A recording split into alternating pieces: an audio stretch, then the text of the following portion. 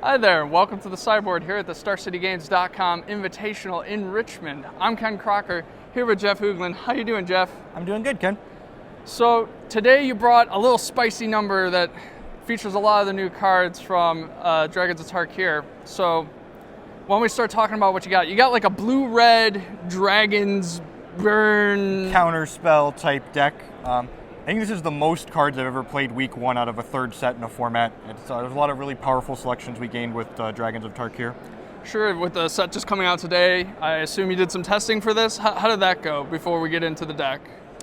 It felt pretty good in testing against all of the decks that were powerful in the previous standard season with the slight upgrades that we expected them to get, and it more importantly was very consistent in what it was wanting to do. Because we're only 2 colors, the mana base in this deck is rock solid as opposed to some of the 3 and 4 color decks from the previous season.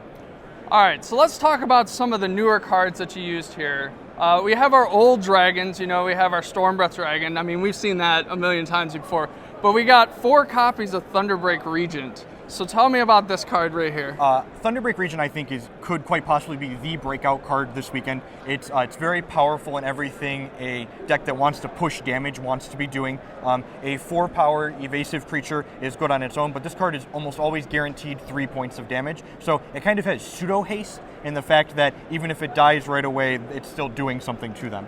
All right, so we got the red dragon to push through some damage, and you got 2 copies of Icefall Regent. So we got 6 Regents in the deck, but what does Icefall Regent do for you in this deck? So because we're kind of a counter burn deck, our removal in general misses some of the larger creatures in the format. So Icefall Regent is both an evasive threat at our top end as well as a way to interact with things like Siege Rhinos and other things like that in game 1 without having to commit a bunch of dead cards like a full playset of Roast in the main deck. Fair enough. Well, you do in fact have the Roast in the sideboard, but in the main, you have 4 Anticipates. So Anticipate probably brings the whole deck together. Is that true? It's really just this fantastic card selection in that, it's what card selection always does. You keep an opening hand with 2 lands in this Anticipate, and it's the 3rd land if you need it, or it's another spell if your first draw steps are the 2 lands to fill out your hand. So just really powerful selection. It also gives us cheap spells to play to fill the graveyard for our dig through times, so we're able to more consistently cast those on turn 4. And then finally, when we're talking about dragons, we're going to talk about Slumgar Scorn, which is basically counterspell in this deck, right? Because you have how many dragons? We've got 9 dragons in the main and a 10th in the sideboard from when we really need it to be counterspell. The important thing to point out about Scorn, though, is that in addition to working with the dragon in your hand or on the battlefield, it's also just very good as a force spike on turns 2 through 4 in most matchups. So that really gives you, the first 10 to 11 cards of your deck to find one of those 9 dragons to turn it into actual counterspell later in the game.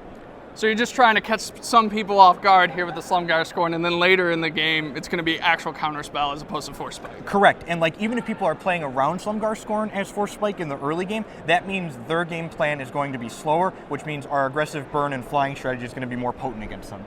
Alrighty, well, we also have 1 in the main and 1 sideboard. We have Haven of the Spirit Dragon, which brings the whole dragon motif together, I guess. So what are these 2 lands doing for you in this deck here? Let me describe a card to you. If I said you get to play this land that makes a colorless mana, and in the late game it says tap, sack, draw, Stormbreath Dragon. That's just pretty good to me, You'd probably yeah. play that card, right? That's what Haven of the Spirit Dragon says. It's because our mana base is so consistent, being only 2 colors, we're able to play colorless lands like that. So that allows us to play more lands, but not flood out as much in the longer game when we want more action. The additional Haven in the sideboard supplements from when we board into bigger cards, like a 4th copy of Stormbreath Dragon and our pair of Dragon Lord's Prerogative. So we got Dragon Lord's Prerogative. I assume that's for the control matchups. We get to draw a bunch of cards with it, can't be countered. Yeah, uncounterable draw 4 is kind of like a nail in the coffin against a lot of the control decks. It supplements our digs very nicely as additional card advantage. It's also fairly good against the more grindy decks like Abzan and things like that, where they just want the game to go long. Picking up 4 extra cards is a good way to bury them. All right, fair enough. So we got the rest of your sideboard, pretty standard stuff. You got your Disdainful Strokes, your Anger of the Gods. So what were you expecting to face here at the Invitational with this deck? The 2 decks that I really want to play against are the aggressive aggro decks like Abzan aggro and mono red aggro, as well as the more controlling decks in the field like blue-black control and Sultai control.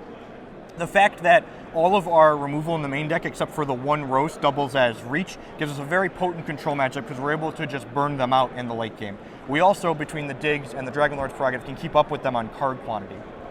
So basically, the whole deck's just trying to burn everyone out, and you got enough burn between the actual burn and the fire-breathing dragons to take care of anybody you need. Correct, and your digs oftentimes in the late game are just dig into Creator's Claws plus Lightning Strike, kill them.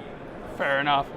Well, Jeff, good luck for the rest of the Invitational. Thanks for taking the time to side us in here in the sideboard. I appreciate it. Thanks for having me, Ken. All right, thank you. Stick around for more of the Invitational action here to come at the StarCityGames.com Invitational in Richmond, Virginia.